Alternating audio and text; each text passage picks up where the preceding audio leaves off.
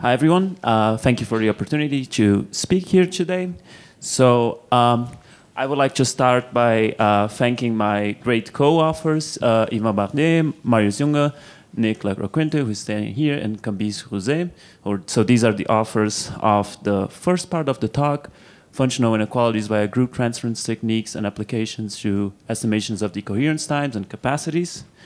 And Nick also asked me to thank his co-authors on his behalf, so Marius Junge and Li Gao. These are the authors of the second part of this talk, Complete Logarithmic Sobolev Inequality and Irreducible Graphs. So let's start by setting the stage for what we're going to talk about. So we're always going to start with some finite or compact Lie group G and some family of right-invariant Markov kernels K of t. So t is just some index which you should think of as time. And just a reminder, what is a Markov kernel? So this is just the generalization of a transition matrix of a Markov chain, but for more generalized state spaces. So if you're more comfortable with that, just think of a transition matrix of a Markov chain with a finite state space. And well, as usual, it's just some positive function, normalized, and right invariance is the following property. So multiplying it on the right by a group elements does not change the value of this Markov kernel. And we're also going to set small k of t of g just to be this function over here.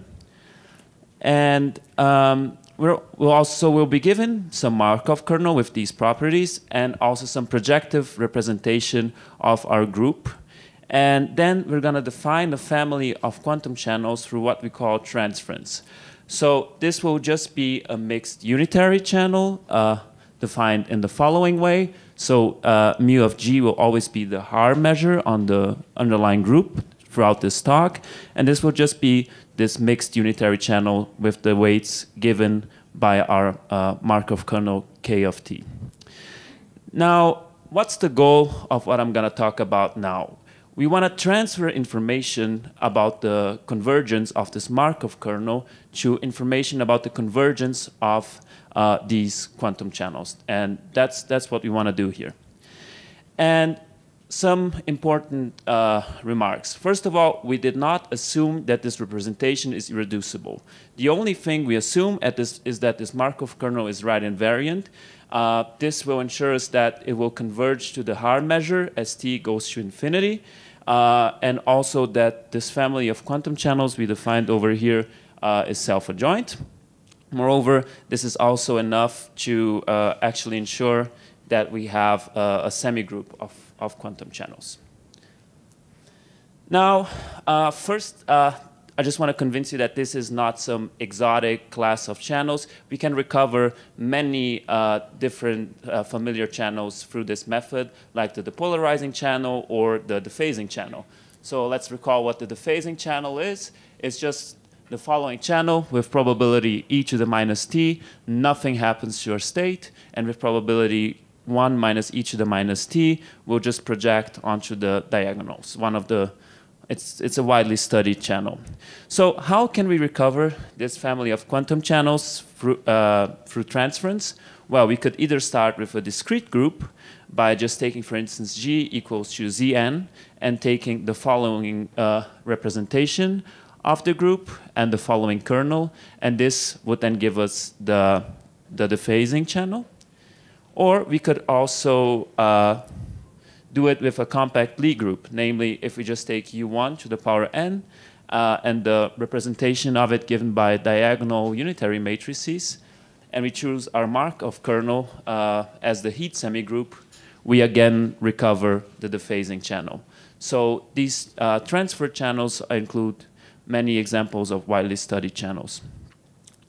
Some important remarks. First of all, note that the dephasing channel does not have a unique invariant state. So most of the techniques so far in the literature only apply to channels that have a unique invariant state of full rank, while what we're going to do does not require that. So we can apply it to channels like the dephasing channel that do not have a unique invariant state.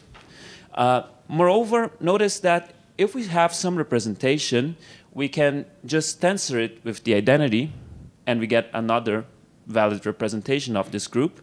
And if we obtain the channel TT, well, for the first representation, we're going to obtain TT tensor with the identity with this other representation, which already hints at the fact that we're also going to be able to use this technique to study quantum properties of this channel. So for instance, we can apply it to the Maximilian Tangle state to say something about the Choi matrix, for instance. Or we can also just tensor our representation with itself. And this can then be used to study channels which model weak collective decoherence. But remind yourselves that we're always going to start from some classical estimates. So although we will also be able to say things about quantum properties of these channels, our starting point will always be some classical estimate on these Markov kernels. Now, as I said before, we are interested in talking about the convergence as t goes to infinity of these channels. So what happens? As t goes to infinity, t of t will converge to the conditional expectation with respect to the algebra generated by the commutant of the representation. So we'll always denote this algebra by n fix and the conditional expectation by e n fix. So you should just think of this as a projection onto this commutant. So let's do some simple examples. If your representation is irreducible, the only thing that will commute with it are multiples of the identity. So your conditional expectation is just given by this projection onto the identity, so the maximally depolarizing channel. However, in the case discussed before of the dephasing channel, your conditional expectation will just be the projection onto the diagonal entries of your matrix. So these are just two simple examples of these conditional expectations. Now, what are as I mentioned before, these quantum channels have a semigroup structure, and as expected, they satisfy a Lindblad equation. And we can ask ourselves, what are the types of Lindblad generators we can cover with these techniques?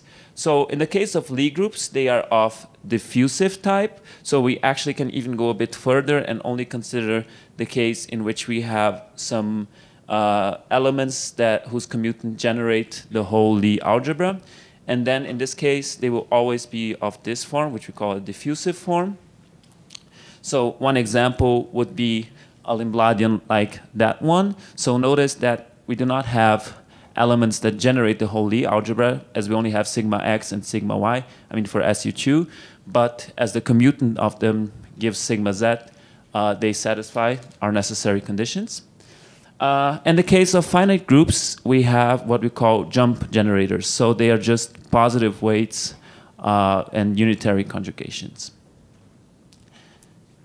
Okay, so now let's define a classical semigroup ST on the bounded functions on the group given by our kernel.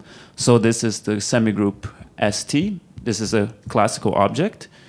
And as before, T of T is our transferred semigroup. And what are the kinds of functional inequalities we can actually transfer from one to the other? So one basic functional inequality, the spectral gap. We know that the spectral gap of T of T is at least as big as the one of S of T. And for the experts, we can also transfer ultra-contractive estimates, also completely bounded versions of it, and also hyper-contractive estimates. But now I'm going to talk about relative entropy transference and decoherence time transference on this.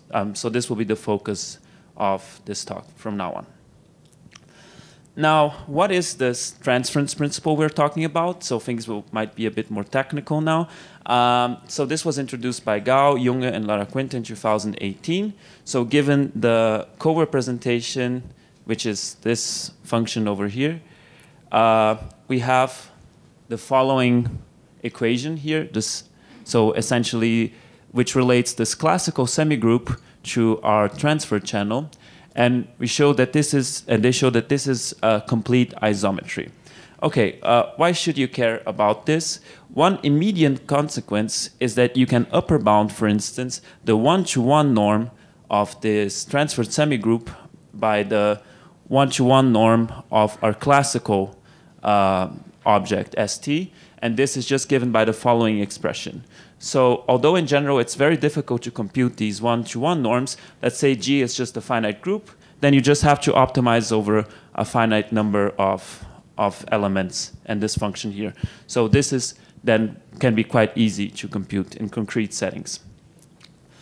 And why are inequalities like that one interesting? As said before, we can then estimate decoherence times, namely, for instance, trace distances like that one. So one example we can tackle using these techniques, which was not possible before, is, for instance, the weak collective decoherence on k qubits. So if I was personally not there, but I was told that such error models were discussed on the tutorials on Saturday. So collective measurements, which are essentially equivalent to this thing. So what's going on here with probability p, some probability p, all qubits we have undergo the same random phase shift. So this is the error model we're considering here. And using our techniques, we can, for instance, show that for some fixed epsilon larger than 0, the decoherence time for this model does not depend on the number of qubits, something which was not possible. People did not know how to show before, for instance. But now let's talk about relative entropy transference. So using interpolation techniques and the transference principle I mentioned before, we can show the following entropic inequality. So here sigma is any state in the fixed point algebra. And notice that the object we have on the right-hand side, that integral, is a completely classical object and only depends on our Markov kernel. Now, why are such inequalities interesting? Well, in many resource theories, we're just given some class of free states and a quantum state rho, and one considers the following quantities. So the smallest relative entropy between the state of interest and states in our class of free states. So expressions like that one pop up all over resource theories, for instance, for capacities or whatever. And using these techniques, or the inequality I just showed you, if we use the fixed point algebra as our class of free states, we can bound this sort of quantity. And using such ideas and such results, we can then bound, for instance, several different capacities of these quantum dynamical semigroups and other operational measures related to them.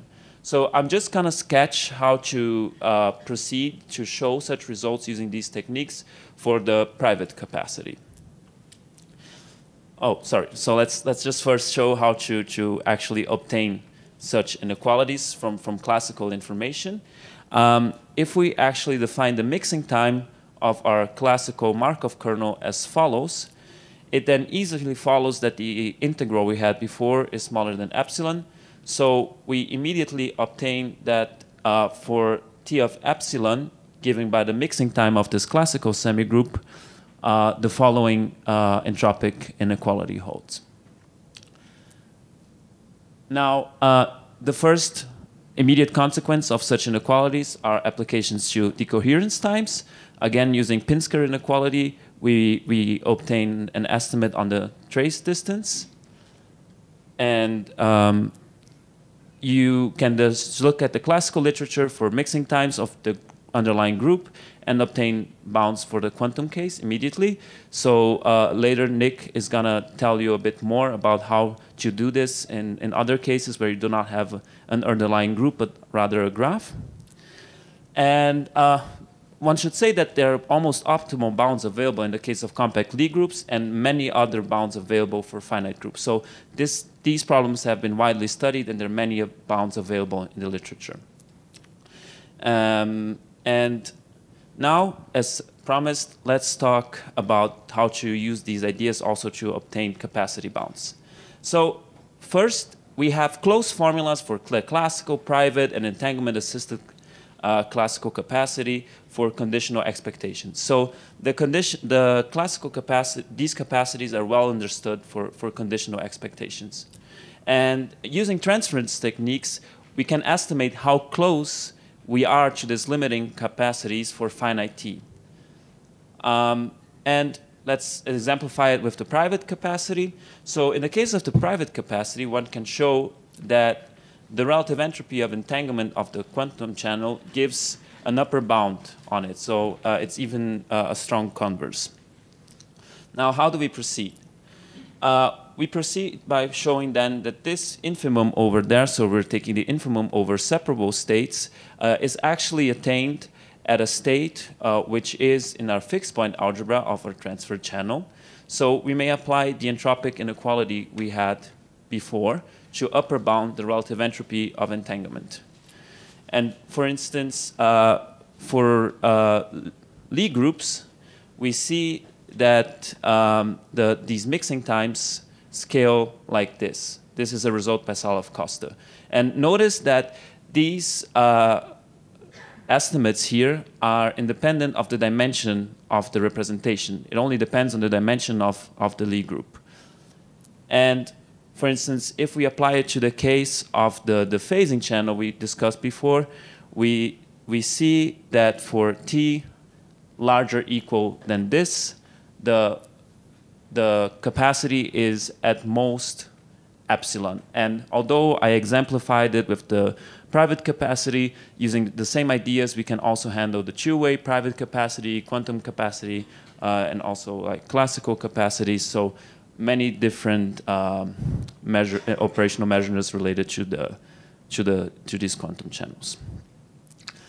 Okay, so this relative entropy transference principle I showed you now gave us inequalities like that one over there. So with some additive error epsilon. And one might ask if one cannot also get the exponential decay of this relative entropy here. So inequalities like that one, which are quite similar to so-called logarithmic Sobolev inequalities and could potentially lead to better decoherence time estimates. And with that, I would like to thank you and pass it on to Nick, who is going to explain you how to obtain such inequalities. So thanks.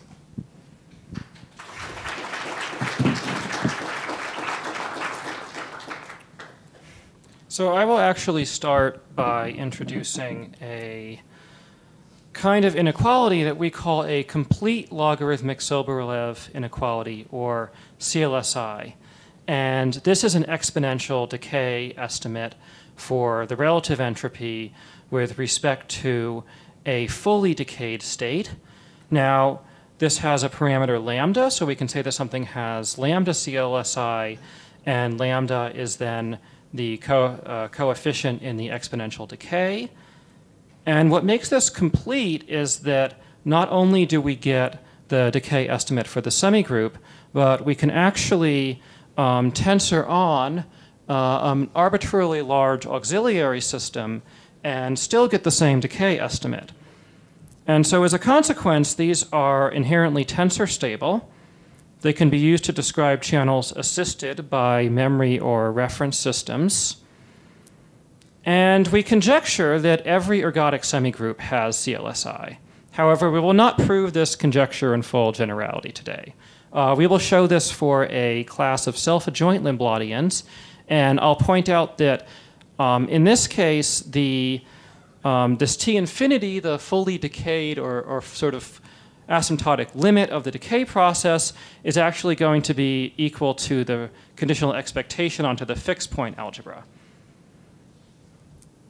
So how does this work? I'll start with the cases that connect it to Daniel's part of the talk. So consider a set of unitaries, S, which is symmetric in that for each unitary in the set, its inverse is also in the set, and that generates a finite group G. Then we can define a nearest neighbor weighted graph Laplacian based on the Cayley graph of the group. So for example, this figure is showing the Cayley graph of a cyclic group.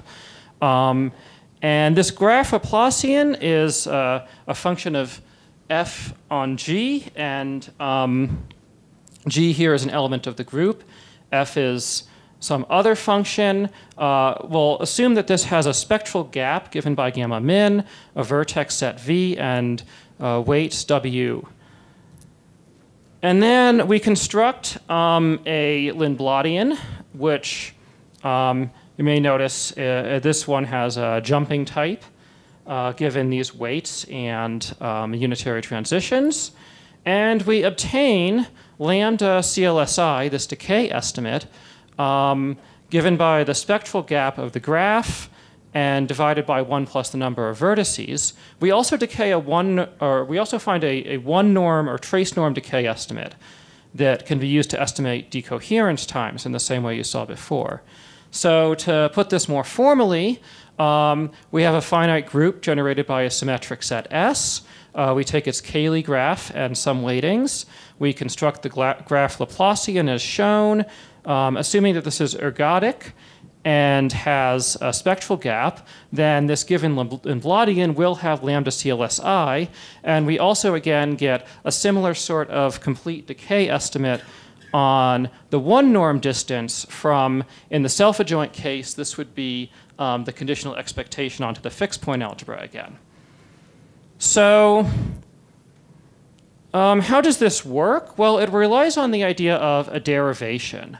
A derivation is a form delta of xy that obeys a generalization of the Leibniz product rule for derivatives.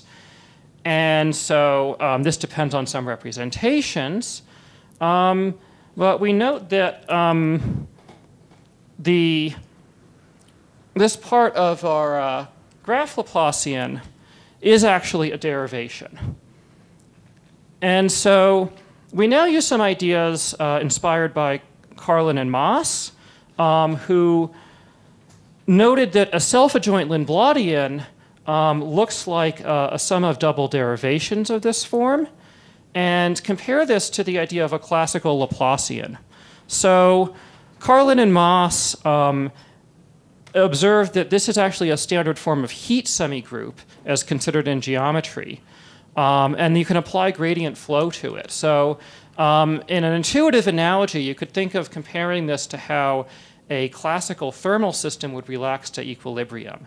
And that's the analogy we use for how a quantum state decays to a fixed point algebra. So this also follows a lot of work on Log-Sobolev inequalities by a lot of people.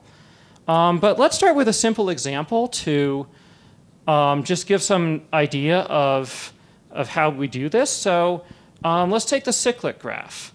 So we take a unitary with the property that u to the n equals 1. This will have a cyclic Cayley graph, and this will be the associated Lindbladian. Now, this doesn't have all of the distinct powers of u in it, but it will generate them in the semigroup. And so this will have lambda CLSI with a constant given by 1 over n cubed. We would like to point out that this estimate does not depend on the dimension of the Hilbert space, and it is concrete. I would also like to emphasize that these graphs describe an error model. This is not a graph on subsystems. This graph shows how different transitions given by these unitaries can sort of take you around the state space. And an example of this is actually the continuous time to phasing channel again. Another example is random Pauli matrix Lindbladian. Again, you'll note that this doesn't have the Z generator in it. This would not be a complete graph. That differs from Carlin and Moss. And the way we get this one actually is by using a trick where we can compare it to the group Z2 cross Z2, which is an abelian group. But it has an affine representation that gives us the Pauli matrices. And so this gives us 4/5 CLSI for this random Pauli type decay. Another example, more from the graph side than the group side now, is that of expander graphs. Now these have what's called an edge expansion. The edge expansion is the minimal ratio of the edges going out of a subgraph to the size of that subgraph. And what makes a sequence of graphs a family of expanders is that they all have some common lower bound on the edge expansion. So the edge expansion actually gives us a bound on the spectral gap, which again gives us a lambda CLSI estimate. And these graphs are considered interesting because they have the ability to be sometimes very sparse, but still in some sense be thought of as very connected networks. And so these are actually used in error correction. They're used in network fields, of course. They sort of pop up in different places around information theory. And I think the intuition, or some intuition for these, is that you can start with a Lindbladian that's very sparse in that it only has a small set of generators. And yet, as the semigroup proceeds, it will sort of start to fill in flows between all states that it can access. And so that's pretty much this graph technique. So essentially what we're doing here is we're using a same idea of a transference principle, but we're using transference from the graph Laplacian. And so that pretty much wraps up our talk. I'd like to thank the audience for watching and the conference organizers for bringing us here. And so I guess we can take questions. It's probably about that time now.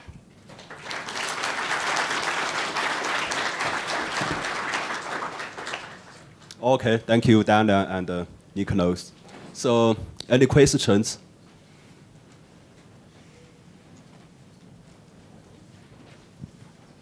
So, at first you were talking about the distributions that seem to have a steady state, the maps that seem to have a steady state that is just a maximally mixed state.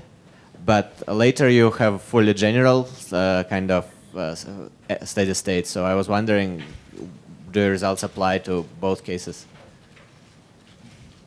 Yeah. And do you want to say anything about that? Yeah, I mean, in the case of the groups, I mean, the maximally mixed state will always be a steady state because, I mean, these are all, by definition, mixed unitary channels, so they will always have the maximally mixed state as a steady state. But maybe you want to say something about graphs? Yeah, so I think this is the idea of a fixed point algebra. So if the only steady state is the completely mixed state, that would correspond to sort of the simplest possible fixed point algebra. Your fixed point is just a state. But for example, the dephasing channel has a non-trivial algebra of steady states because essentially it's collapsing to a basis, and then you can be anywhere within that basis. Sorry, so I meant like if your steady state, for example, is just a zero state, so your channel actually relaxes the qubit. Mm-hmm. Yeah. So if you have a steady state or a fixed point algebra of states that are not full rank, then I think the main thing that you're going to run into is that a lot of times these relative entropies are infinity. Because if the support of, if you have d rho sigma, if the support of rho is not contained in the support of sigma, then the relative entropy blows up. And so that's actually the main barrier to sort of looking more at this case, I think. Yeah, I would say that all of these techniques, I mean, if you, as he was saying, if there's any hope of them to apply to your quantum channel, you have to have at least one steady state of full rank. If otherwise, I'm not aware of techniques that work.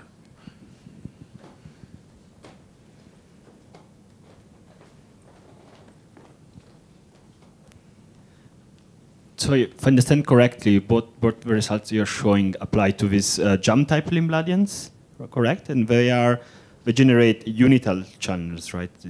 So do you have any idea what to do when, like, you really require unitality of these channels? There's no way you can get around this, even if you have like a full rank fixed point. Well, we did. I mean, in the case of the group transference, as I was saying before, they will always be this way by construction. But as with other generalizations in this field, maybe one could use these non-commutative LP spaces to also generalize the results. But in the case of the group transference, it's not clear because, I mean, by construction, they are always unital, right? But for graphs? So one answer that might apply somewhat to both questions is that we are trying to look into this case of non-self-adjoint Lindbladians. And in that case, so the reason why I wrote T infinity rather than writing E fixed is because then the fixed point algebra can be or it's not really an algebra, that's the point. It can be some more complicated set of fixed point states. There is time for one more quicker question.